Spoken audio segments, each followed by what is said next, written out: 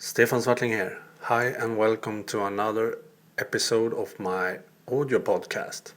And please bear with me. I will do these audio podcasts better and better. I will learn for every new episode I make. I will try to do them as interesting as possible and so on. I will learn how to video edit them and doing other stuff. So please bear with me. The first episode will probably be not as good as they can be, but I will, as I said, be better and better, hopefully. The Apple event WWDC this year starts on Monday, 11th June. And we have seen a lot of different rumors about what Apple will present there. For example, a new designed MacBook Pro that will look more like the MacBook Air. And we have also seen some rumors about the MacBook Pros will have a Retina display. And of course we will see iOS 6 and we will also see OS X Mountain Lion. Hopefully OS X Mountain Lion will be launched that day so we can buy it directly from the Mac App Store. That's my hope, at least. A new rumor also says that we will see a new kind of operating system. An operating system for television. We will not see a real Apple television, the hardware. We will only see the software, the operating system presented for us, and also apps and so on, how we will use it and all that. And the developers will also have a chance to start develop apps for a specific television operating system. And that rumor sounds kinda cool. It could be true that we only will see the operating system for an Apple television and not the hardware.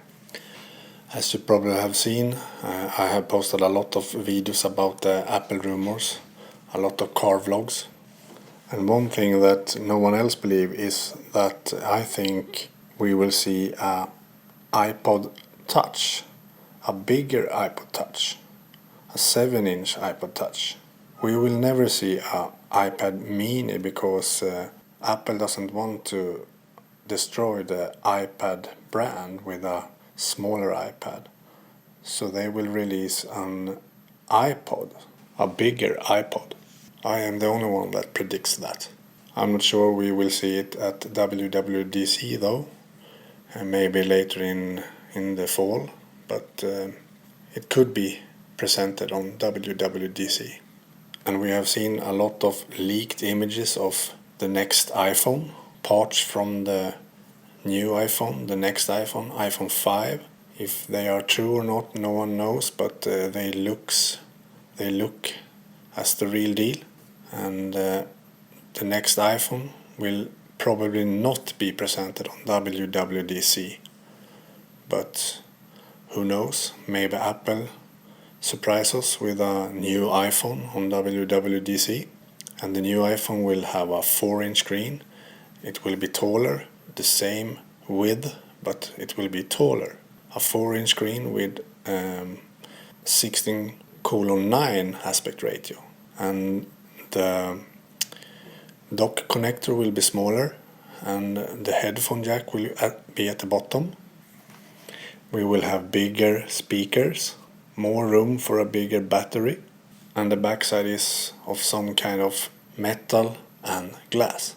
The new iPhone will probably have a 1080p full HD front-facing camera, and that's really cool. I really want that. And a leaked document says that Apple will update 14 of their Macs on WWDC, and one of the MacBook Pros will cost $3,000. A lot of money. So who knows, maybe that model has a Retina display. WWDC will of course be mostly software based, but I think we will see some hardware, for example the new MacBook Pros. And maybe my own prediction with a bigger iPod instead of a smaller iPad. Who knows? Here is a recording from me earlier this week about some leaked video of parts of the new iPhone and how it will look. A new video has leaked out on the web with the leaked cover and middle plate of the coming iPhone 5, and this looks like the real deal actually. And the video shows that the iPhone 5 will be taller, same width but taller, as I have already said in many videos. And the screen will probably be a 4-inch, and the upcoming iPhone will be much thinner. The headphone jack has been moved to the bottom, as I have said before, and the dock connector is much smaller, as we have seen before. And the SIM card tray is in a different size, so it probably means that we will have an even smaller SIM card.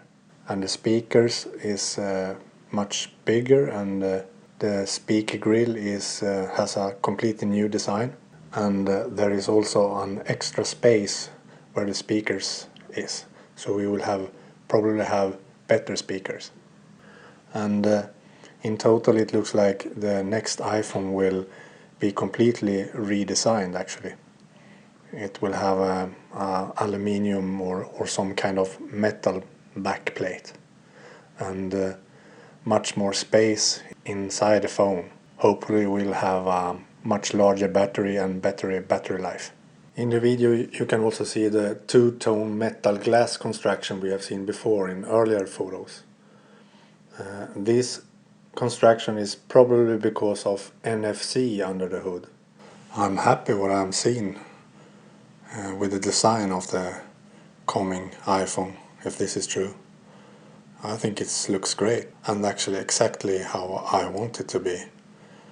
I have always wanted a 4-inch screen, and now we will have it. It looks kinda tall in the design, of course, a lot taller. The width is still the same, so it will be easy to handle the phone with one hand. The back side looks kinda strange, these designs, but I think it will look really beautiful on the real phone. The black one looks better than the white one though. Hopefully we will have a HD front-facing cam too, because I would like to use that when I'm doing my video blogs.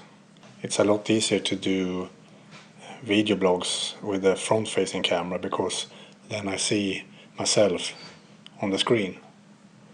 So hopefully that camera will be in HD on the new iPhone, full HD hopefully. And I also would like to have more RAM, of course. More RAM is always useful. And I don't need more storage. We have a 64GB version already, so that's enough. And we probably would use iCloud more. So the only 3 things I need in the new iPhone is a bigger screen, more RAM, and a HD front-facing camera in full HD, 1080p front-facing camera. That is what I want the new iPhone to have. What do you want to have? Tell me in the comments. After seeing that video and the leaked images, it must be the real deal. I think it's the real deal. This must be the new coming iPhone. It doesn't look fake. It looks like the real deal. One of the biggest headlines on WWDC on Monday will be that Apple and Facebook are collaborating. Apple will integrate Facebook into their operating systems, iOS and OS X. And another big headline will be that Apple will use another map system instead of Google Maps. I think that will look really amazing actually.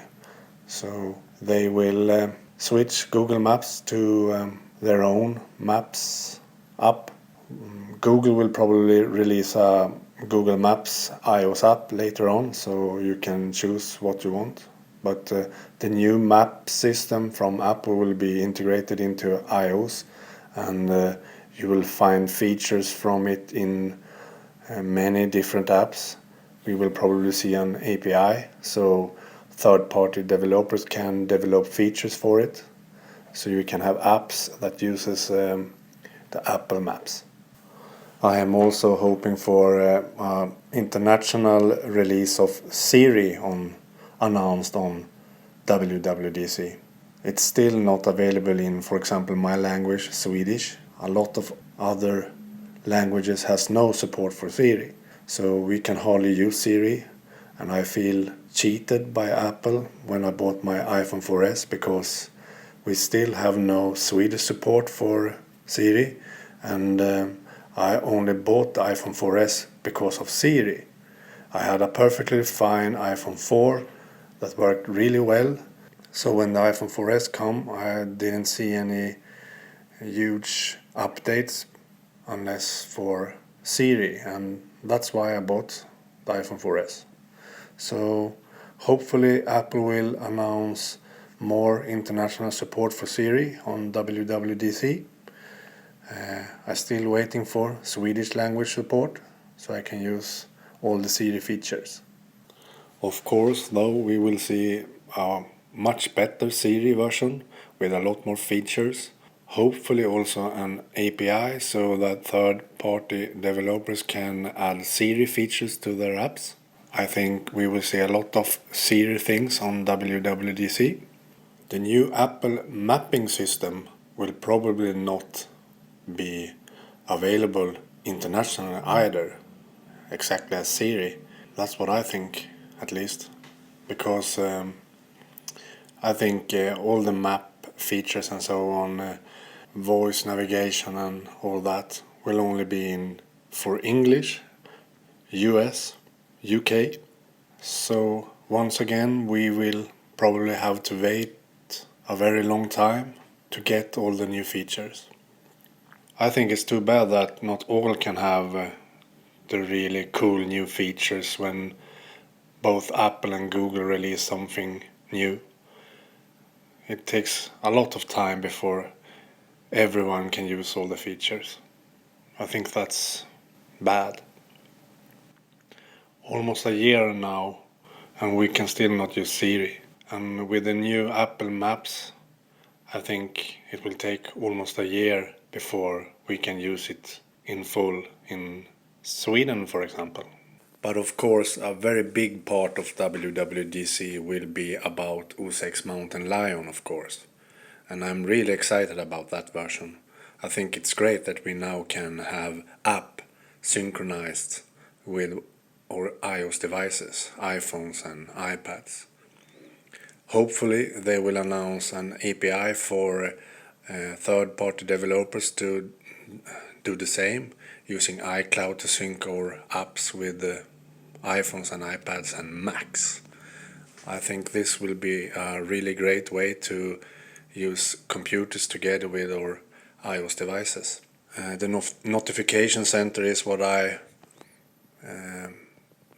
is most excited about.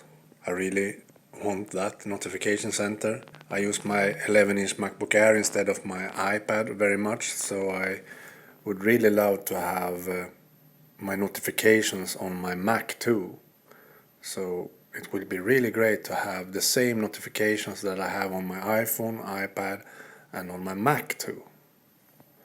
So O6 Mountain Lion is something I really want have now actually. I can hardly wait. I will be very excited about that, and I hope it will be released the day the event is, so we can buy it directly in the Mac App Store. I really hope that. The rumor that Apple should unveil a television operating system at WWDC is quite interesting. Maybe they will not release a HD TV. Maybe they will go for the Apple TV instead. That little black box could fit with any TV you have at home. And if they make that little black box more powerful with a great operating system where we can use our iOS apps, the same apps that we have bought on iPad and iPhone on our HD TV. Think about it, how cool wouldn't that be? And if we also can use our Apple wireless keyboard and Apple wireless Magic Mouse, for example, that will be even cooler. Or maybe our iPhones as a remote, so we can play games and use apps on our TV. I think that could also be what Steve Jobs said in his biography, that he has cracked the TV code. Maybe the Apple TV will be what Steve Jobs meant. If you get a really cool TV operating system where we can run our iOS apps on, play games and so on, Siri maybe, it will be really great. So maybe that will be the big surprise that Apple will unveil on WWDC on Monday. Very exciting. The more I think of it, the more I think that's the way Apple will do it. They will not release a hardware television, a HD TV. They will release a new television operating system, nothing else. A really powerful new operating system for the Apple TV. The Apple TV will be like a small computer running on a version of iOS, their own Apple TV operating system that is compatible with iOS apps. I think that's brilliant, actually. If it will have international support with all features available for Europeans too, then I will buy it directly. No hesitation, I will buy it directly. I think that actually is brilliant. So I have changed my mind, actually. I don't think Apple will release a hardware television, their own HD TV. I think what we will see is a really cool and powerful television operating system.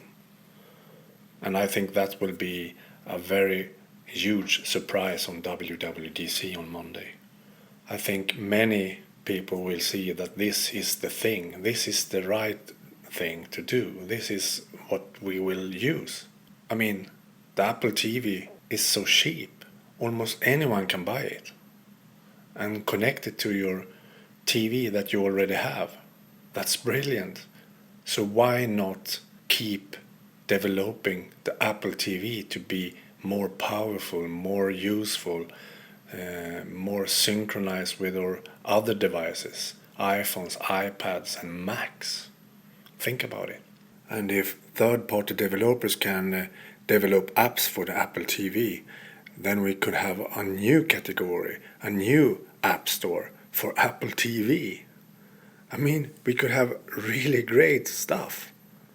For example, here in Sweden we can have SVT Play, TV4 Play, and so on. We can have Headweb, Vodler, and all the other cool video streaming services on our Apple TV, connected to our HD TV. It will be really great. And maybe that was one of the big reasons why Apple chose to make the iPad 3 a Retina display on the iPad 3. I mean, think about it. If we have full AirPlay mirroring onto our Apple TV connected to our HD TV that uses 1080p HD resolution, then we need to have apps on the iPad with a larger resolution. Because if we do AirPlay mirroring, we want to have the apps look great on our TVs. I think it's brilliant. I believe we will have full AirPlay mirroring from our iOS devices to the Apple TV. So we can use our iOS devices to browse, navigate, play games, and so on. And Siri will of course have a big part in the new Apple TV operating system. I am sure that Apple will work for ditching the remote control. The remote control is an old device that many hates. So why not try to get rid of it? So I think Siri will have a big part in this. We will be able to navigate and browse our TVs by our voice instead. I would gladly run apps like Flipboard, Site, Tweetbot and so on my television through Apple TV. That would be awesome. Incredible cool. The only problem is that I use my TV for my MacBook Air too, so how will I do then? If I run all iOS apps on my TV instead through Apple TV, then I can't connect my MacBook Air to it. So I'm using the TV as a display for my MacBook Air when video editing and so on. But that is a later problem for me. If the Apple TV will be this powerful, I would gladly run my iOS apps on my TV.